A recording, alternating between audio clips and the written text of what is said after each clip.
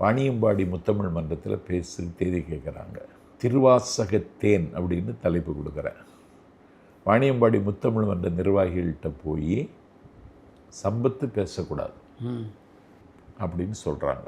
வாணியம்பாடி முத்தமிழ் மன்ற நிர்வாகிகள் என்கிட்ட கொஞ்சம் நடுங்கின மாதிரி, அடுத்த வருஷம் வச்சுக்கலாமே அப்படிங்கிற மாதிரி சொன்னேன். என்ன ஆச்சுன்னு கேட்டேன். எனக்கு கொஞ்சம் பிரச்சனை இருக்குன்னாங்க. என்ன பிரச்சனைனா, சங்கிகள் பேசக்கூடாது, டிஎஸ்பிகிட்ட போய் பேசினா பிரச்சனை ஆகும்னு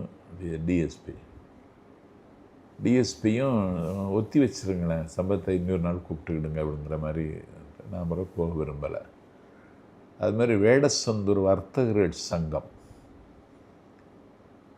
காலத்தை வென்று நெஞ்சில் நின்று நிலைப்பது ராமாயணமா மகாபாரதமானு பட்டிமன்றம்.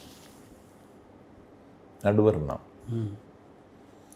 அங்கேயும் இந்த வர்த்தக சங்க நிர்வாகிகள்கிட்ட போய் மிரட்டி இருக்காங்க, சம்பத்தை இந்த தலைப்புக்கெல்லாம் கூப்பிடக்கூடாது.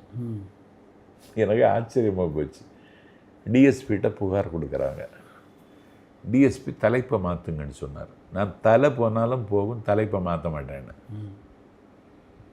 நீங்கள் யார் என்கிட்ட சொல்கிறதுக்கு நான் கொடுத்த தலைப்பை மாற்றுறது? அதெல்லாம் முடியாதுங்க அப்படின்னா நிகழ்ச்சியை ஒத்தி வைக்க வேண்டியதுதான். ஒத்தி வைக்கிறதில்லை, நிச்சயப்பட்டபடி நிகழ்ச்சி நடக்கும், நான் வருவேன், பேசுவேன் அப்படின்னு சொன்னேன்.